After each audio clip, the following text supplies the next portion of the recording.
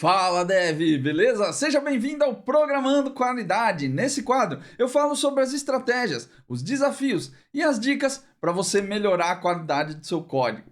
Eu sou André Okazaki, eu ajudo devs a entregar software de qualidade e alcançar níveis mais altos de senioridade.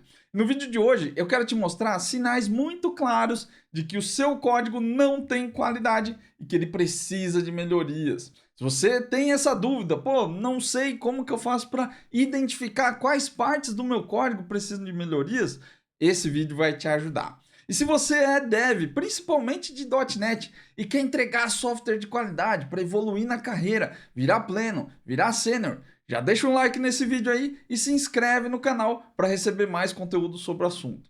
Vamos começar alinhando as nossas expectativas aqui para você absorver esse conteúdo da melhor forma. Eu quero que você responda essa pergunta mentalmente, ou se você quiser, responde aí nos comentários e deixa a sua opinião para eu saber o que você acha, beleza? Como se melhora um código? Eu não sei se você já parou para pensar nisso de verdade. E a resposta ela não é tão simples quanto a gente gostaria, né? É um grande depende. Tudo na nossa área depende, né? Porque a gente fica zoando que quando você vira sênior é porque você responde depende para tudo, mas acaba sendo uma verdade, né? O entorno da programação ele depende muito do contexto, depende muito das situações. Programar é uma coisa muito exata de fato, né? Escrever o código ali, ou como o código executa. Mas o que envolve a programação, né? O entorno das coisas ali, não é tão exato assim, infelizmente, né? Às vezes uma solução é muito boa para uma situação, mas ela é muito ruim para outra. Então, sempre acaba sendo um grande depende. E no caso de melhorar um código, depende daquilo que você acha que é o melhor, ou até daquilo que você acha que é o pior. Eu não sei se você já parou para pensar nisso. O que é um código melhor? O que é um código pior? É engraçado porque às vezes até a gente consegue visualizar melhor o que é um código ruim. Né? Porque conforme o tempo passa, conforme você vai tendo experiência, você começa a ter um sentido mais aguçado, né? Uma visão mais aguçada daquilo que é bom ou daquilo que é ruim. Mesmo assim, isso depende muito do seu contexto, depende muito da sua opinião, depende muito da sua visão. Então eu queria que você pensasse um pouco sobre isso. O que é o melhor para você? Qualidade dentro da área de software ela tem um problema, porque ela acaba sendo dentro das empresas uma coisa muito subjetiva. As pessoas acham que qualidade pode ser 300 milhões de coisas, porque cada um tem na sua cabeça aquilo que acha que é qualidade. Então, muitas vezes o dev tem uma visão. Muitos devs acham que ter qualidade é você ter um código bonito, um código elegante. Muita gente acha que ter qualidade é não ter bugs. E muita gente acha também que um código de qualidade é aquele que tem 100% de cobertura nos testes. Então, é uma coisa muito relativa. E a gente precisa trabalhar isso melhor dentro da nossa área, principalmente nós devs. Porque isso é muito louco, né? A gente é cobrado pela qualidade da nossa entrega todos os dias. Só que o conceito de qualidade ele não se encaixa. As pessoas não convergem para um conceito. Muito provável que a sua empresa tenha uma visão de qualidade que não bate com a sua como deve. E aí, às vezes, vocês estão sendo cobrados por isso, né? Seu chefe te enche o saco ali porque precisa de qualidade, qualidade. E ninguém consegue te responder exatamente o que é essa qualidade que se espera. É claro que bugs é uma coisa muito evidente na cabeça de todo mundo, né? Mas muitas vezes não é só isso. Tem outras coisas envolvidas. A própria empresa tem cobrança sobre isso. Às vezes tem indicadores para isso. E por isso que é importante você alinhar esse pensamento sobre o que é qualidade. Porque senão você vai ficar remando, achando que eu vou buscar a qualidade melhor, porque isso vai me dar um salário melhor, isso vai me dar uma oportunidade melhor dentro da empresa. E você está remando para o lado errado. A empresa está indo para um lado aqui, aí você está indo para outro lado ali. E não está te ajudando. Beleza? Então, para pensar um pouco nisso. Para formalizar melhor esses pensamentos. Evita ficar pensando em qualidade, em melhoria, de forma subjetiva, de coisas que você acha ou que você não acha. Né? E tenta ter um pensamento mais centralizado sobre isso. Lembrando que aqui não existe exatamente um certo e um errado. De novo, depende do contexto. Mas é importante que não seja subjetivo, porque se for, você vai ficar procurando coisas que você nunca vai conseguir alcançar. Para ajudar nessa formalização, né, do que é a qualidade, porque muitas vezes para você é difícil entender o que é. E muitas vezes para você, às vezes até a própria forma como a empresa trata qualidade, ela não te ajuda também, né? Ou às vezes a empresa tem uma visão muito voltada para metas, muito voltada para números que eles extraem ali, coisa de chefe, né? Coisa de CIO, coisa de pessoal mais alto da alta gestão ali, e que às vezes não te ajuda no dia a dia. Então, eu gosto de trazer sempre uma definição aqui que você pode usar como base. Se você quiser também, você pode usar como a sua definição de qualidade, mas é a definição que eu uso e que me ajuda e que, principalmente, ela muitas vezes não vai contra as definições da empresa. Ela se adequa a muitas definições que você vai ver por aí, como eu já vi também. Então, o que é um código de qualidade aqui, segundo a minha definição? Código de qualidade é aquele que resolve os problemas do usuário, que é fácil de manter e que não tem bugs. Agora, com essa noção de qualidade, fica mais fácil de trabalhar. Porque, por exemplo, dentro da sua empresa, muitas vezes não ter bugs é um indicador de qualidade. E é um bom indicador, eu acho. Tanto que eu tenho ele na minha definição de qualidade. Porém, muitas vezes você trata os bugs como, por exemplo, um ticket que é aberto para você dentro de uma fila. Muitas vezes é uma lista de chamados, né? Não sei como você trata aí esses nomes na empresa, às vezes muda, né? Mas é simplesmente um número que está dentro de uma lista. E às vezes o indicador que a gente usa dentro da empresa é a quantidade. Às vezes é quantidade, às vezes tem o tempo, o lead time, né? Quanto tempo você demora para atender. Mas de forma geral, uma SLA, né? De forma geral, tudo se pauta em quantidade. E às vezes você está trabalhando ali para diminuir a quantidade de bugs e você simplesmente está despachando o trabalho. Você pega as coisas, faz um monte de gambiarra no código e vai despachando o número ali para diminuir a quantidade e não está prestando atenção em outros aspectos da qualidade. Está focando só no número. E é isso daí, a longo prazo, às vezes nem a longo prazo, às vezes a médio prazo, começa a detonar o seu trabalho, porque você vai diminuindo num período, mas logo depois começam a abrir mais bugs, começam a abrir mais tickets. E aí você entra numa roda do rato que a coisa não sai do lugar. Então você está entregando o código de qualquer jeito para poder diminuir a quantidade de bugs que você tem para atender, só que não está, por exemplo, estancando a origem dos problemas. Porque você não entende o que resolve o problema do usuário. Às vezes você está resolvendo seus bugs fazendo gambiarra. E aí você faz uma gambiarra agora, amanhã ela dá problema por causa de outra alteração. E aí está gerando outros tipos de bugs. Seu código vai ficando complexo, ele vai ficando difícil de mexer. Então, essa definição de qualidade, por isso que eu disse que ela se encaixa em muitos contextos, porque ela atende 3 coisas que são muito importantes para quem é dev.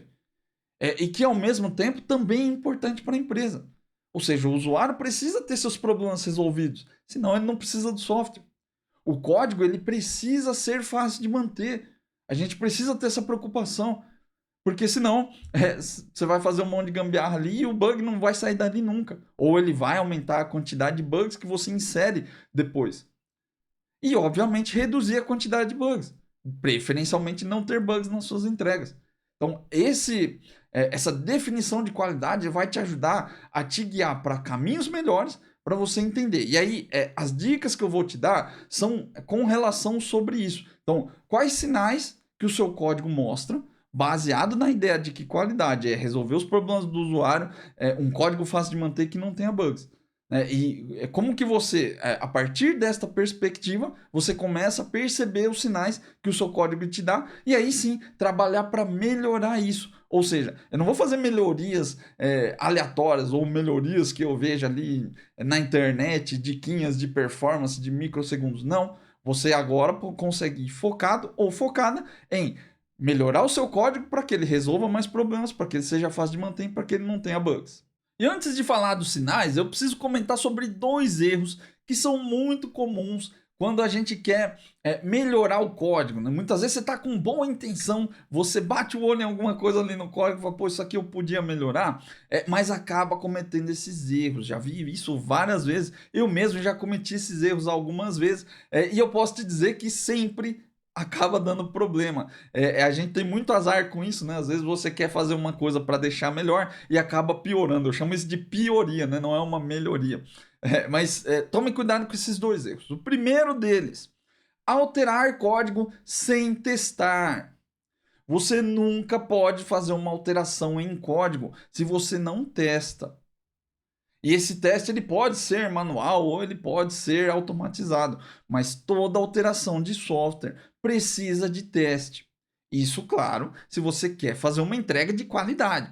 Se você quiser entregar de qualquer jeito, você vai lá, altera, revelia e deixa o negócio fluir ali para ver se dá certo ou não. A famosa programação orientada à esperança. Você altera e fica rezando para que as coisas deem certo. Não faça isso se você quer entregar com qualidade. Toda alteração precisa passar por teste. E muito importante aqui, não importa se a sua alteração é só uma linhazinha no código. Não importa se a sua alteração é só um ifzinho no código. Toda alteração precisa de testes. É muito comum, e eu sei que às vezes você olha no código ali e você fala, pô, isso aqui não tá legal. Isso aqui tá meio esquisito. Pô, em vez de fazer if not igual a true, é melhor inverter a condição aqui. Cara, muitas vezes é muito óbvio, muitas vezes é muito idiota. Mas se você não vai testar, é melhor não alterar. Então, toma muito cuidado. Qualquer alteração que você faz precisa de teste. Por mais boa intenção que você tenha, se você alterar um negócio errado e não testar, a culpa vai ser sua. Alterou o código, testa. E testar aqui não é só fazer debug das coisas. Eu sei que eu falei sobre fazer teste manual, né? Mas muitas vezes a galera faz essa alteração e só aperta o F5 no Visual Studio e clica o botãozinho uma vez ali para ver se está funcionando. Às vezes a sua alteração tem outros impactos. Então não é só debugar para ver se funciona. Você precisa fazer o teste direito. Você precisa avaliar se tem impacto. Se você não faz isso, você está detonando seu código. Então, alterou, testou. E de preferência, se for possível, faça teste unitário. Por quê? Porque é muito importante ter o teste unitário ali para garantir que a sua alteração, além de garantir que a sua alteração tá ok, para você ter uma regressão, para você entender se depois que você alterou aquilo mudou de comportamento ou não. E se caso você encontra um bug, se você deu azar, né, que muitas vezes acontece, a gente altera e quebra bem onde a gente alterou e não testou, né? Pelo menos se você tem um teste unitário, você pode ter um bug ali. Às vezes uma situação que você não previu e tá tudo bem. Só que com o teste unitário, você consegue rapidamente identificar o problema. É simplesmente uma questão de você criar um teste para a situação que você achou, ver se dá pau mesmo, né? Ver se dá erro, e aí depois você vai lá e faz a sua alteração no código e roda o teste de novo. Fica muito mais fácil de trabalhar. Então, testar não é só debugar, precisa de análise e, de preferência, se for possível, faça teste unitário. Outro erro muito comum que você precisa evitar: melhorar códigos que estão fora do seu escopo. Como eu disse antes aí, é muito comum enquanto a gente está fazendo uma alteração, você bate o olho numa parte do código e fala, pô, isso aqui precisa de melhoria. Isso aqui está meio esquisito. Vou ali, vou dar uma mexida. Muitas vezes aquela mexida não faz parte da sua alteração. Não tem a ver diretamente com aquilo que você está alterando. Não tem a ver diretamente com a sua atividade. É importante que as suas alterações estejam relacionadas. Por quê? Porque tudo aquilo que está relacionado com a sua alteração tem uma tendência muito grande de passar por teste. Seja um teste seu, que se tudo der certo, né, e você conseguir entregar qualidade, você vai fazer um teste unitário, ou pelo menos um teste manual bem estruturado, onde você verifica ali o que precisa testar, verifica os impactos, mas vai passar por teste. Se você faz uma alteração que não está relacionada diretamente à sua atividade, existem grandes chances do seu teste não passar por lá. E aí isso vai criar um risco desnecessário para sua operação. Porque você está alterando um código na melhor das boas intenções, só que aquele código não passou por teste. E aí como você vai saber se aquilo está funcionando ou não? Se a sua alteração quebrou ou não? Precisa passar por teste. Só que para passar por teste, precisa estar dentro do escopo da sua atividade. Senão, vai ficar para uma outra atividade. E aí não vai ter teste. São esses tipos de erro que começam a consumir o seu tempo e você não percebe.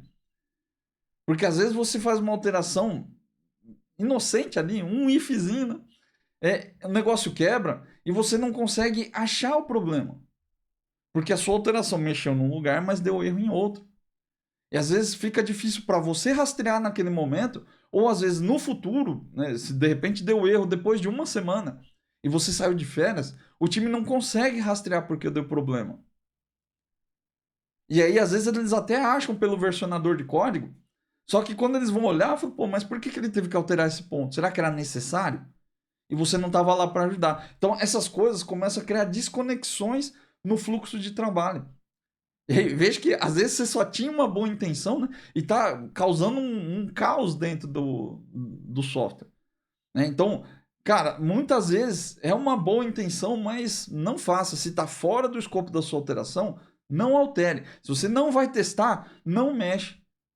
Pode estar ruim, pode estar esquisito, mas, cara, não é problema seu naquele momento. Pode ser em outro. Né? Uma coisa que eu costumo fazer bastante nesses casos, eu anoto. Eu deixo, às vezes, um comentário dentro do código. Eu tenho um bloco de notas aqui, né? Com anotações de coisinhas que eu vejo por aí. E eu só deixo largado lá. Um dia, se eu voltar, eu volto nas minhas anotações e vejo se aquilo estava anotado. Ou eu deixo no código mesmo, que muitas vezes é uma melhor ideia, né? Você deixa anotado no código e fala, ó, eu bati o olho aqui e vi que estava esquisito. Mas eu não alterei. Caso você mexa, dá uma revisada nesse ponto. Simples e resolve o problema. Então, não altera código fora do escopo da sua atividade, porque mesmo que você queira fazer uma melhoria, isso pode dar problema depois. Então vamos lá, ó. Primeiro sinal de que seu código não tem qualidade, que ele precisa de melhorias. Se o seu método ou a sua classe tem muitas linhas.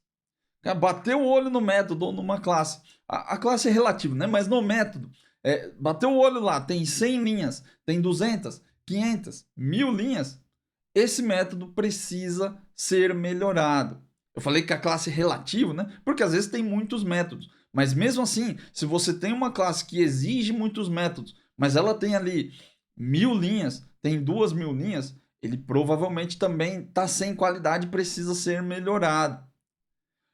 Tem que tomar muito cuidado com esse sinal, porque muita gente acha que ele é óbvio, né? Que você bate o olho lá e fala assim, pô, é claro que isso aqui tá zoado e precisa melhorar.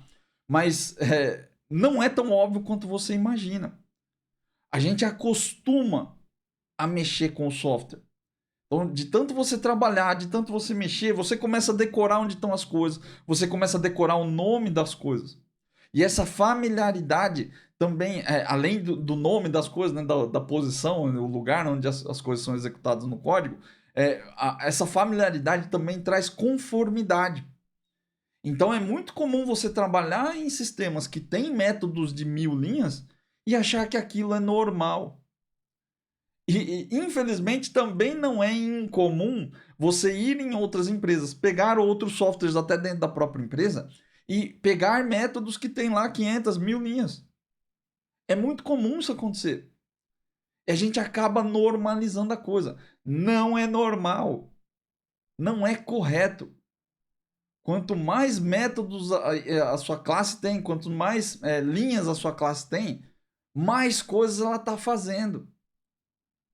E se você seguir o Solid, o primeiro princípio ali do Solid, o princípio de responsabilidade única, um método que tem 1000 linhas tem grandes chances de estar furando o princípio de responsabilidade única. Não é que todos os seus métodos precisam ter uma linha.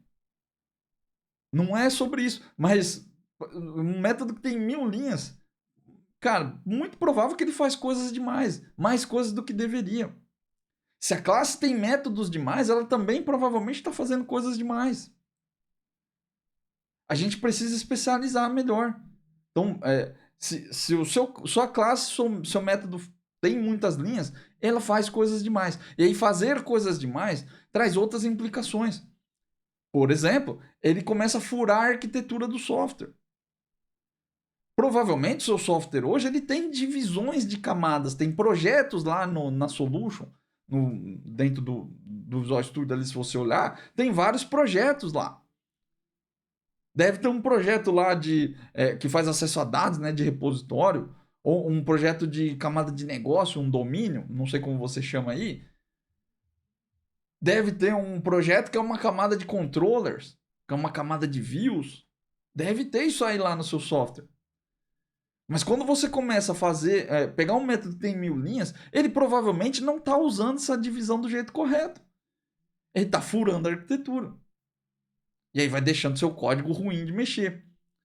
E aí se o código é ruim de mexer, ele provavelmente fica intestável. Você não consegue fazer teste nele. E aí você fica lá reclamando que não dá para fazer teste unitário, que não sei o quê. Mas seu método tem 1000 linhas. É possível fazer testes em cima de métodos de 1000 linhas. Não é que é impossível. Existem limitações técnicas que podem te impedir. Mas é possível. Você pode refatorar, por exemplo, para permitir o teste. Agora, quanto maior for o seu método, mais habilidade com o teste você precisa. E aí, infelizmente, não é só uma habilidade técnica, de saber fazer mock ou de saber fazer assert. Não é. Você precisa ter habilidade com o teste para entender qual situação você quer testar em determinado momento. E quando você, por exemplo, precisa preencher, né, os mocks ou preencher coisas dentro do seu setup lá, para poder rodar o método até o final. Mesmo que você não use esse final do método. Porque você quer testar uma coisa que está no começo. Então, quanto mais linhas tem no seu método, mais habilidade você vai precisar de testar. É por isso que o código grande é intestável para você hoje. Porque talvez você não tenha essa habilidade. Outro problema aí é que quando o método começa a ficar muito grande, vira aquela parada de, não mexe se não quebra. Às vezes você quer refatorar, você inverte a ordem de uma coisa e quebra o negócio de um jeito maluco. Para de funcionar tudo. E você não sabe por quê. Mas é a mesma coisa, eu tô vendo a lógica aqui, ó. Faz todo sentido eu só trocar ela de posição. Mas quebra. E isso é muito doido, o software funciona assim. Às vezes as coisas não são exatamente como você acha que são. Às vezes porque você não entendeu direito, ou às vezes porque, cara, tem alguma coisa maluca que faz ali no meio e você não viu. Mas acaba sendo desse jeito, com muitas linhas, você acaba caindo nesse problema. Não fica mexendo, senão ele quebra. Então, o que eu quero trazer aqui nesse vídeo, né? Não só quais são os sinais, mas eu quero te ajudar a entender quais são esses sinais e como que você faz para melhorar caso você encontre algum desses problemas. Então, primeira coisa que você faz para identificar, né? Como que você faz para ver se tem muitas linhas? Como eu disse, o seu nível de tolerância à quantidade de linhas pode ser muito diferente. Então, às vezes uma pessoa pensa de um jeito, outra pessoa pensa de outro. Porque você se acostumou a ver coisas grandes, né? Ver métodos grandes. Por exemplo, eu vejo muita gente falar que, 100 linhas é um método bom. E 100 linhas é linha pra caramba. Então, tem que tomar cuidado com isso. Como que você faz para tirar essa subjetividade? Lembra que eu falei lá no começo? Quanto mais subjetivo são as coisas, menos objetivo é o seu trabalho. E aí você não vai conseguir melhorar as coisas como você queria. Então, como que você faz para identificar se tem muitas linhas ou não? Primeira coisa, defina um limite. Bota um limite de quantidade de linhas. Um limite bom, que seja bom para você. Isso é muito importante para sua carreira de dev, inclusive. Ter um limite. A partir de quantas linhas você vai considerar que é um método que não é legal? E não é que você tem que bater o olho e falar assim, para mim o limite é 10. E se tiver mais que 10, eu vou cortar de algum jeito aqui. Não, não é isso. É para você ter uma noção. Então, às vezes, se o seu limite é 10 e seu método tem 11, tá tudo bem. Às vezes, se o seu limite é 10 e seu método tem 15, talvez esteja tudo bem. Agora, se o seu limite é 10 e seu método tem 50, aí não tá tudo bem. Então, ter um limite é para te trazer uma base daquilo que você consegue julgar, daquilo que você consegue analisar. Se você não tiver essa base, você não consegue nem tirar uma conclusão se está bom ou se está ruim. Então, primeira coisa, define um limite. Você precisa ter esse limite. Esse limite tem que ser seu.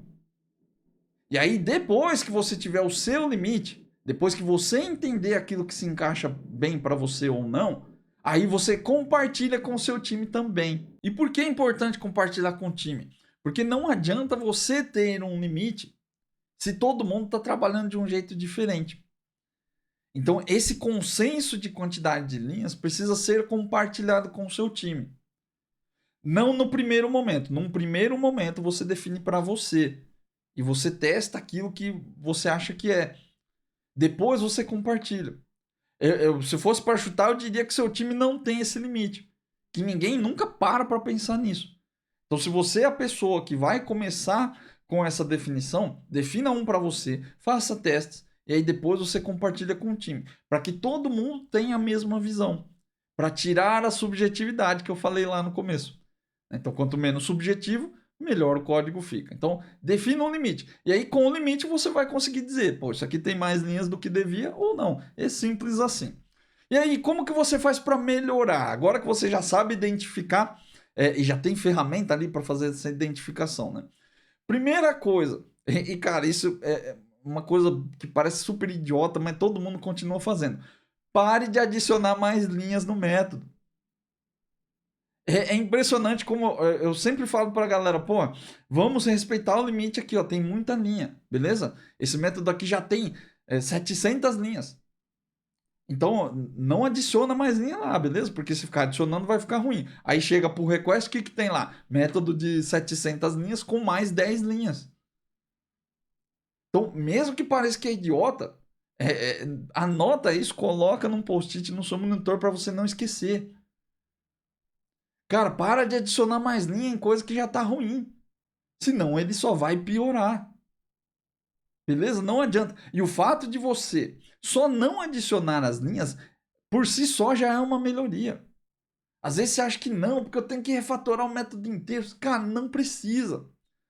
Lembra do erro lá. Não faça alterações fora do seu escopo. Se você só vai adicionar uma regra nova no método, você pode adicionar, mas não coloca dentro do mesmo método. Faz de um jeito diferente. Porque senão você vai colocar mais complexidade num lugar que já está complexo.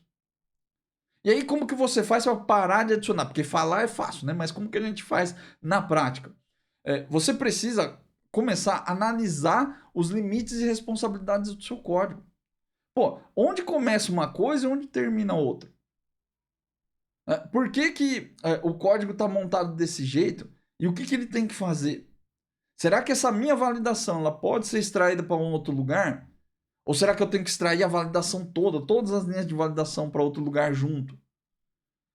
Então precisa fazer, a primeira coisa que é essencial é entender limites e responsabilidades dentro do método. O que seu método faz? Para que ele serve? Por que ele está lá? Tudo começa por aí. E entender limites e responsabilidades nada mais é do que a arquitetura. É entender a arquitetura do seu software. E aí, como que você vai fazer depois de entender ali limite e responsabilidade? Como que você faz na prática, né? Faça refatoração por etapas. Nunca sai remodelando coisas da sua cabeça desde o início, porque isso te confunde. E principalmente se você for um dev perfeccionista, porque o perfeccionista fica remendando não, né? Mas ele fica polindo, ele fica remexendo o código para achar o melhor design possível. Isso vai te atrapalhar a entregar, você vai perder o prazo. Então como que você faz? Faz a sua alteração primeiro, termina ela do jeito que você acha que tem que ser. Pelo menos para cumprir o requisito. Cara, tem 700 linhas? Tá tudo bem, adiciona mais 10 linhas lá. E faz funcionar. Depois que você fizer funcionar, você pega essa alteração que você fez e extrai ela para um método. Extrair como, né? Analisando limite e responsabilidade. Faz sentido eu pegar só essa validação e jogar ela para um método? Faz sentido eu jogar essa validação ou eu preciso pegar todas as validações e jogar elas junto para outro método que só valida? Depende da análise que você vai fazer. Né? Depois que você extrair para um método, você vê se faz sentido, que tem a ver com a responsabilidade. Será que esse método tem que estar onde ele está? Você pode, por exemplo, criar um método privado. E aí, pelo menos, você consegue extrair. Depois que ele vira private ali, você avalia se faz sentido ele estar na mesma classe. Se fizer sentido, beleza. Se não fizer, movimenta esse método para outra classe. E aí, depois que você fizer todos esses movimentos, ou melhor, enquanto você faz esses movimentos também, sempre faça teste. Teste, teste e teste. Não existe refatoração sem teste. Refatoração sem teste é só uma alteração maluca que você fez baseada em orientação à esperança. Você está torcendo para que as coisas deem certo. Então, sempre que você for refatorar, faça teste. De preferência, teste unitário. Ah, André, mas tem 700 linhas no método, eu não sei. Então vai ter que ser manual mesmo. Mas faça teste. Nunca deixe de testar enquanto refatora. Obviamente, um teste unitário vai te ajudar mais a fazer refactoring, né? Porque é um teste mais automatizado ali e executa rápido. Se você não tiver, vai demorar mais. Mas é o preço que você paga por querer fazer melhorias. Né? Não adianta fazer na boa intenção. Lembra dos erros que eu falei. Se você faz alteração e não testa, vai dar problema, você vai ser o culpado, vai ser a culpada por isso aí. E o segundo sinal muito claro de que seu código precisa de melhorias. Lógicas que são difíceis de entender. Se você bater o olho lá e ver que está difícil entender o que está escrito no código, pode ter certeza que aquilo precisa ser melhorado. Código complexo gera muito mais bug do que você imagina. Eu sei que às vezes está funcionando e que você vai olhar para aquilo e falar, pô, como que isso funciona? Por que isso dá certo?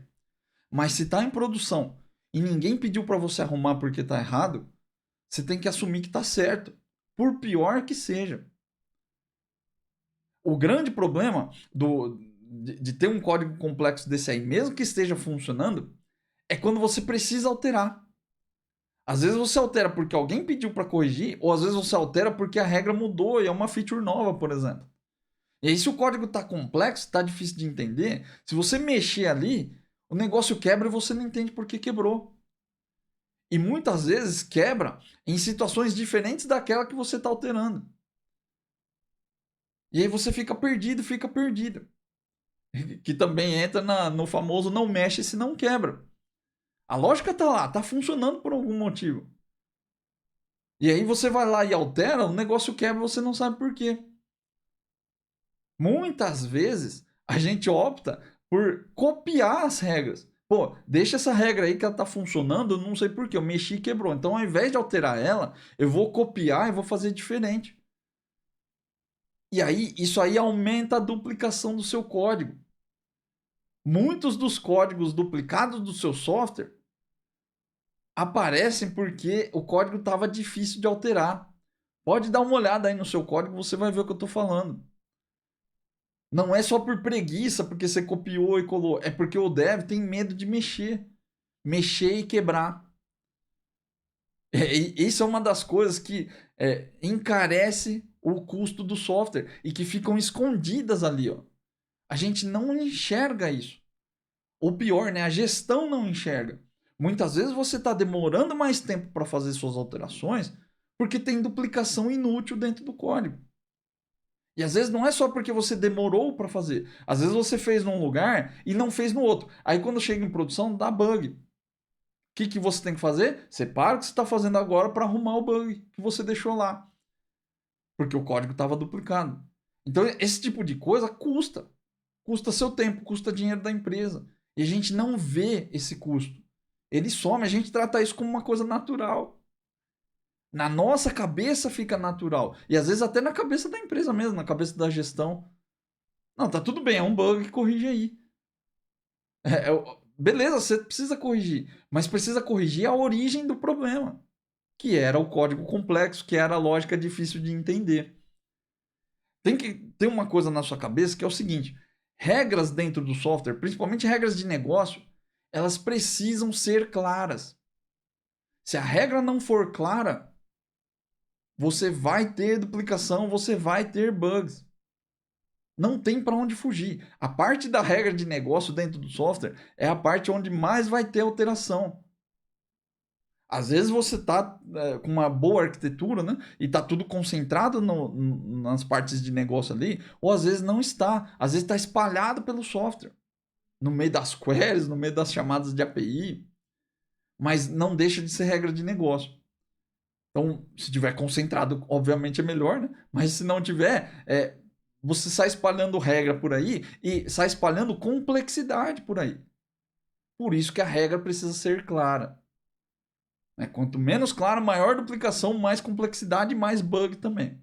Então, como que você faz para identificar? Porque falar que a lógica é difícil ou não é muito relativo também. Depende do dev que está fazendo, depende do dev que está mexendo. Então, infelizmente, o julgamento sobre aquilo que é difícil ou não continua dependendo do dev. Às vezes você tem mais habilidade técnica, às vezes você tem mais habilidade de negócio, né, mais conhecimento de negócio sobre o software e fica mais fácil de entender as coisas. Então, isso é subjetivo, isso vai depender do dev. Agora, para você fazer esse julgamento sem ser subjetivo, tem um jeito também, e que é relativamente simples. Ó, primeira coisa que você pode fazer, funciona, cara, isso funciona muito bem, principalmente para quem é júnior. Para quem é mais iniciante, ajuda demais. Sempre que você for mexer numa lógica ou numa regra que tem ali no software, leia o código em voz alta. Parece coisa de maluco, principalmente se você estiver dentro do escritório, mas leia. Não é para sair gritando, né? Mas leia para você escutar. Por que isso é importante? Porque quando você lê o código em voz alta e você mesmo escuta aquilo que você está falando, o seu cérebro assimila essa informação melhor. E vai trazer concentração. Às vezes você está escutando música, às vezes você está ouvindo o coleguinha do lado falar no telefone. E aí você está lendo o código, não está se concentrando em entender. Então, ler em voz alta vai trazer concentração, vai trazer foco. E aí vai te trazer presença para entender de fato. Se você leu em voz alta e depois de 5 segundos você não entendeu o que está escrito, provavelmente ele está difícil de entender, pelo menos para você. Coisas fáceis de entender, você lê e entende. Simples assim. É que nem um livro. Às vezes você está lendo um livro, uma página do livro, e você se perde no raciocínio. Porque um negócio muito complexo, você não entendeu direito. O que você faz? Você volta e lê de novo. É porque aquilo, de fato, para você, nos primeiros 5 segundos, não caiu a ficha. Você não conseguiu entender exatamente o que era. E você teve que voltar para ler de novo. Se você leu uma vez, leu 2 vezes, não entendeu, é porque aquilo está complexo demais para você. Mas veja que isso acontece com uma página do livro. Um parágrafo do livro pequeno, né? Não um parágrafo gigantesco, mas um parágrafo de 5 linhas, de 3 linhas, ele é muito fácil de entender. Então, essa complexidade muitas vezes está relacionada ao item anterior, ao sinal anterior lá. É um método com muitas linhas. Então, se você tem uma lógica muito extensa, é mais difícil de entender e de assimilar. Mas faça isso, leia o código em voz alta. Às vezes não precisa ser um método inteiro. Às vezes é só um if que tem ali dentro do seu código que está difícil de entender. Então pega esse trecho que você precisa ler de alterar, né? Lê em voz alta. Se você demorar mais de 5 segundos para entender, é porque o negócio está difícil mesmo. Né? Independentemente da sua habilidade. Se é um trecho pequenininho, precisa ser entendível. Se não for, o código não está legal. Outra coisa que você pode aplicar é o conceito de complexidade ciclomática.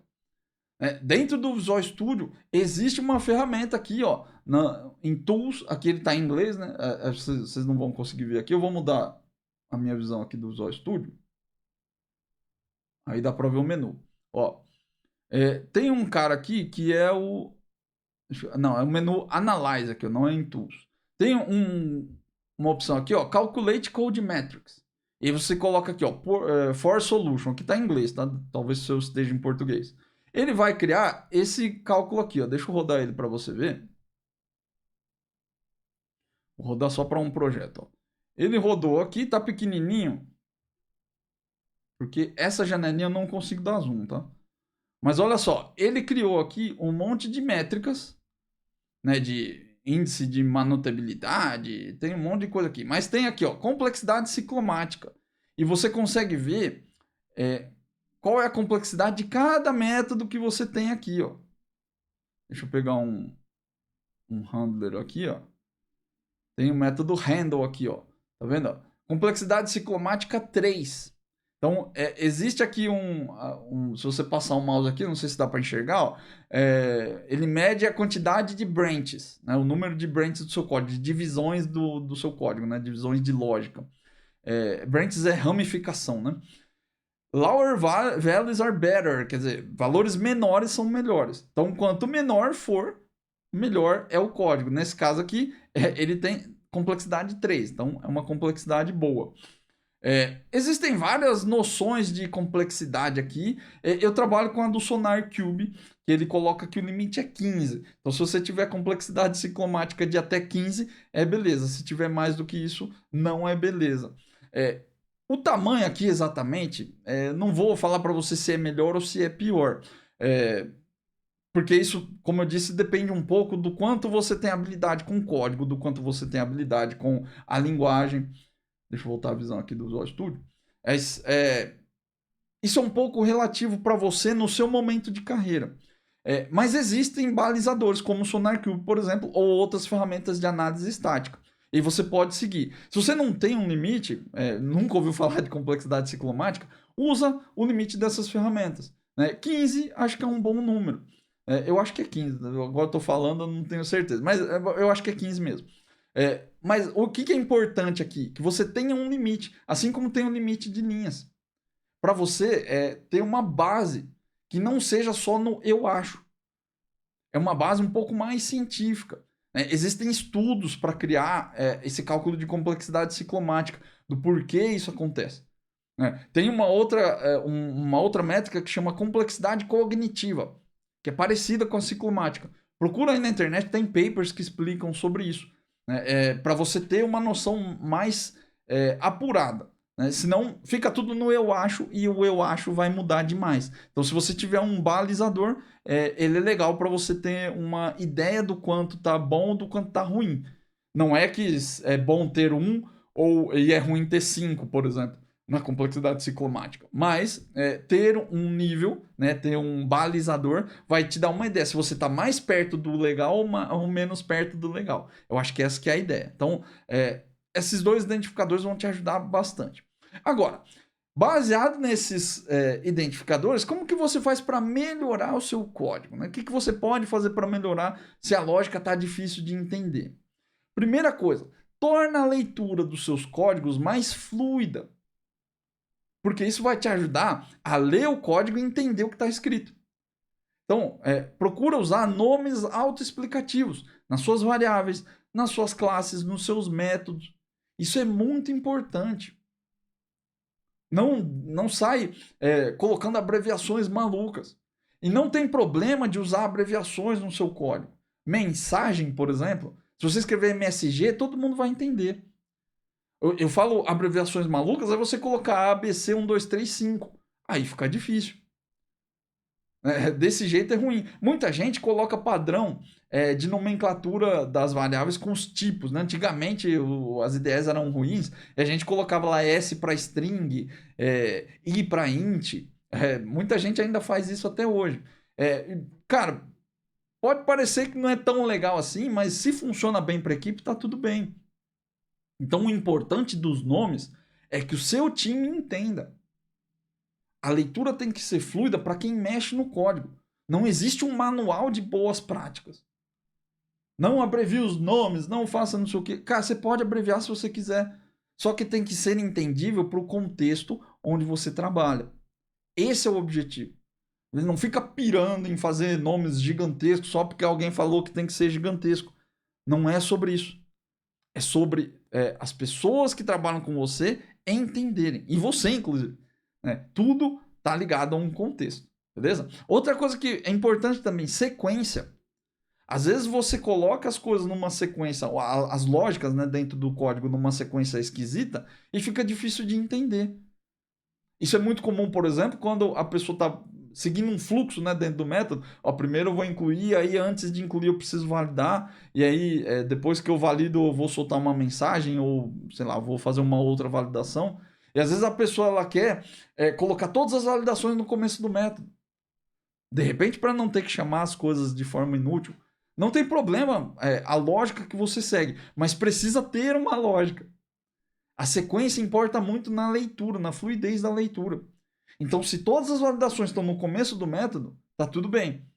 Se você coloca todas as validações, mas uma delas está no final, aí não tá tudo bem. Tá esquisito. Então, precisa ter uma lógica. Né? Faça as coisas na sequência que o negócio diz para fazer. E isso vai te ajudar. Ah, André, mas eu tenho que colocar, sei lá, vou gravar as tabelas numa ordem lá, o negócio tem que dizer qual que é a ordem das tabelas? Não. Gravar a ordem na sequência, as tabelas na sequência correta, faz parte de uma regra de TI. Porque você precisa primeiro das PKs para depois colocar as FKs. E tá tudo bem. Mas existe uma sequência. Esse é o conceito, beleza? Existe uma sequência lógica para as coisas. Então, presta atenção mais nisso. Né? E ressaltando o que eu falei antes, que a fluidez depende do leitor. Então, ser fluido ou não ser fluido depende de você e do contexto do seu time, como vocês trabalham. Então, respeita isso. Respeita o seu nível de habilidade e respeita o nível de habilidade do seu time. Às vezes você está mais um pouco acima do time. Mas não adianta você escrever as coisas de um jeito que o seu time não entenda, porque isso vai gerar bug também. Então, melhorar a fluidez é uma arte. Não é tão simples quanto você acha. Mas é uma coisa que quanto mais você pratica e quanto mais você está presente para aquilo, melhor você vai ficar e melhor vai ser o seu código. Outra coisa legal para você fazer aqui é encapsular as regras que são importantes. Se você tem uma regra de negócio dentro do código e aí ela está um if cheio de ends, cheio de or, cheio de coisa lá dentro e está difícil de entender, encapsula aquilo no método. Então, ao invés de colocar lá if forma de pagamento é maior que 1 e código é igual a 2, ou o status do pagamento for 3, separa esse if com end or em um método e aí você nomeia esse método. Forma de pagamento pode ser aprovada, sei lá. E aí a nomenclatura do seu método vai explicar o que é aquela regra complexa. E aí, ao mesmo tempo que você torna a sua lógica mais fácil de entender, você ainda, de quebra, reduz a quantidade de linhas. Então, encapsular as regras que são importantes vai te ajudar muito a fazer um código mais fluido, um código mais fácil de entender. Outro sinal muito claro de que seu código precisa de melhorias é a dificuldade de fazer teste unitário. Você já viu aí que fazer um teste num método de 1000 linhas é complicado. Vai exigir mais habilidade. Então, se você está com dificuldade de fazer teste em um determinado método, é porque muito provavelmente ele precisa de melhorias. Ele está com uma qualidade ruim. Com a experiência que eu tenho aqui com alunos, dentro do meu trabalho também, do meu dia a dia, eu já percebi uma coisa que é importante você colocar na sua cabeça aí. Ó. Na maioria das vezes, o problema que você tem com o teste não é sobre o teste. Em 90% das vezes, o problema que você tem com o teste unitário é com o código da sua aplicação. Não é o problema do teste. Só 10% é problema de teste unitário. Porque você não sabe fazer um mock ou porque você não consegue chamar seu método por algum motivo lá. São raras as situações que eu vejo tirar dúvida com alunos, tirar dúvida com pessoas aqui no canal, onde o problema é o código do teste em si. Na maioria das vezes, o código da aplicação está ruim e está difícil de testar. Então, isso é uma coisa que, quando você entende de verdade, cara, isso muda seu jogo. Código complexo gera teste complexo. Se o seu código estiver ruim, o seu teste vai ser ruim de fazer também. E aí, muitos devs eles têm essa dificuldade de fazer esse teste porque o código da aplicação está difícil, mas ele tem boa intenção de fazer teste ali, só que não consegue. E aí fica se matando, fica tentando fazer mock, fica procurando opção maluca na internet. No final, acaba o tempo da atividade e você não consegue fazer teste de nada. E aí você fica lá, pô, teste unitário é muito difícil. Pô, não dá tempo de fazer, ninguém deixa eu fazer teste unitário, ninguém liga para qualidade nessa empresa.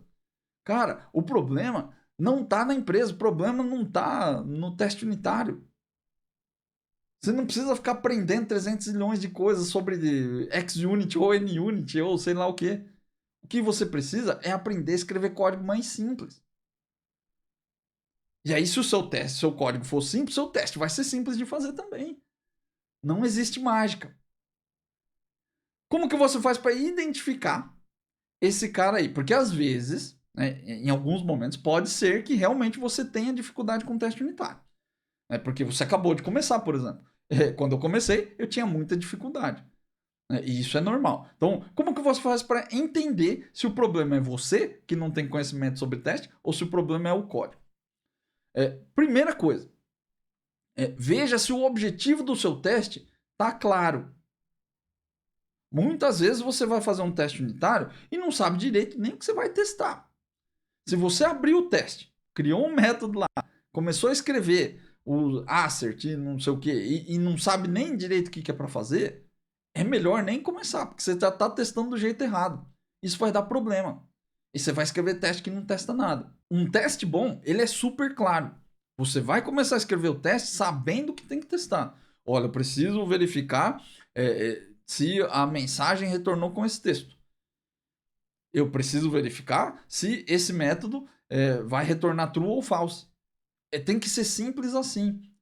Se tá muito difícil, pô, eu preciso verificar se calculou o valor, depois eu preciso ver se teve imposto, e aí eu tenho que ver se enviou e-mail. Muito provável que seu código está fazendo coisas demais e aí seu teste está difícil também. Então, primeira coisa, se o objetivo do teste não é claro, nem começa que vai dar problema. Outra coisa que você faz para identificar, se o seu teste unitário ele tem muitas linhas. O teste unitário ele tem uma característica, ele tem que ser simples, rápido e direto. Se o seu código de teste unitário não está simples, é porque seu código da aplicação também não está simples. Então, um código não ser simples, assim como o código da aplicação, né? Um código de teste que não é simples, ele tem muitas linhas. Então, se você precisa fazer muitos mocks para montar seu teste, se você precisa preencher muita variável, precisa preencher muito retorno, se esse tipo de teste, de coisa ali está acontecendo com o seu teste unitário, ele vai ter muitas linhas e provavelmente você está com dificuldade de fazer o teste. Então, o seu teste está complexo porque sua aplicação está complexa. Isso são características muito fortes de aplicação que está com um código ruim. Quando seu teste exige muito mock, quando tem muito parâmetro no construtor para injetar dependência, e aí, consequentemente, tem muito mock. Quando seu teste está testando coisas que não tem nada a ver uma com a outra, eu vou testar se enviou e-mail e se calculou com o fator correto. Pô, por que eu estou fazendo essas duas coisas aqui, né? E eu tenho que validar essas duas coisas. Se você sente essa necessidade, provavelmente é porque seu código está fazendo coisas demais e aí ele precisa de melhorias. Não é problema de teste unitário. Como que você faz para melhorar isso, então? Primeira coisa, volta lá e olha o código da aplicação. Não tem segredo aqui. Se o código de teste está fazendo coisas demais, ou ele está difícil, volta lá e olha. Muitas vezes você está com dificuldade, por exemplo, porque tem muito acoplamento. Cara, vai no código da aplicação e vê se tem nil. André, eu vou fazer teste unitário e dá erro de banco. Cara, provavelmente, ou você está testando a classe de banco, ou você está fazendo um teste numa classe que tem acoplamento com banco. Ou com a classe de banco. Ao invés de injetar uma dependência, está dando nil dentro do código. É simples assim. Então, tá difícil de fazer teste? Volta na aplicação e olha o código. Alguma coisa lá precisa melhorar. E aí depois você decide se você quer fazer essa alteração ou não. Mas se tá difícil de fazer teste unitário, o código precisa de melhorias. E aí, essa verificação ela tem a ver com a arquitetura. Ou seja, analisar limites e responsabilidades. De novo. Veja que as coisas elas vão se repetindo, né? Os conceitos eles vão voltando. Cara, a arquitetura é uma coisa extremamente importante para quem é dev. Você não precisa saber montar um sistema inteiro, desenhar uma solução na AWS. Não precisa. Mas você precisa entender o que é limite e responsabilidade. Onde começa uma coisa, onde termina outra. Se isso aqui precisa fazer o que está fazendo. Acoplamento e coesão. São conceitos de arquitetura, né? Que nada mais é do que limite e responsabilidade. Então, volta lá, analisa seu código e vê se o limite de responsabilidade está bom. E aí, depois que você tiver a visão exata do limite de responsabilidade, entender se está certo ou não, aí você refatora. E refatora se você puder. Como eu disse, tem que tomar cuidado para não tomar aquele erro lá de mexer em coisas que estão fora do seu escopo. Se você pode fazer essa alteração, é melhor. Agora, André, estou com um acoplamento aqui no meu código, né, e eu não consigo fazer teste. Eu posso refatorar esse acoplamento? Se ele faz parte da sua alteração e você vai passar lá para testar, faz todo sentido, né? E aí fazer esse refactoring é benéfico.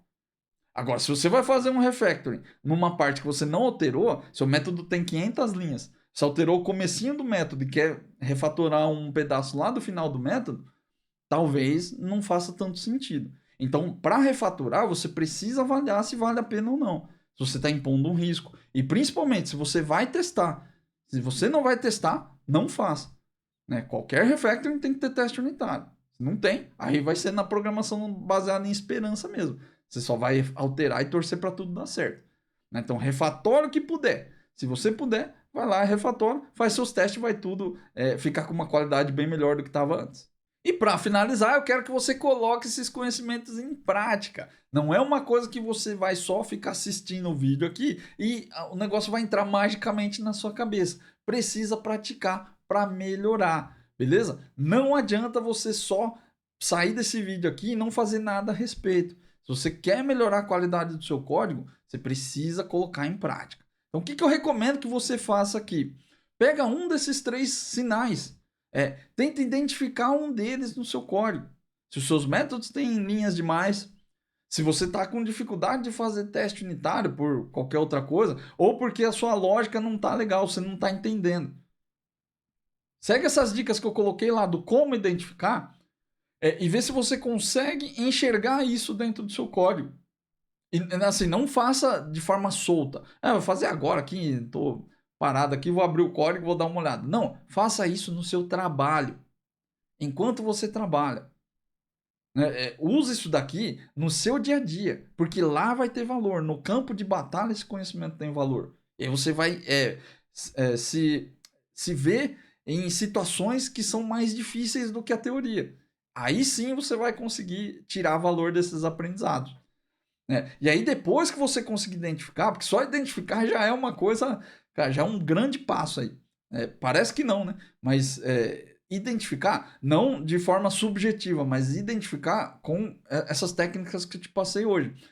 Vai fazer você enxergar coisas que você não enxergava. E isso é muito louco. Depois de ver, não dá para desver. E aí depois que você identificar, você faz uma das melhorias. Coloque em prática também. Escolhe uma, não precisa ser todas. Pega uma delas. Hoje eu vou ver se meu código tem muitas linhas. Hoje eu vou ver se a lógica está difícil de entender. Coloca em prática, faz uma das melhorias. Senta ali e aplica. Você vai ver que não é tão simples quanto parece. A gente tem muita dificuldade de entender o que é melhoria.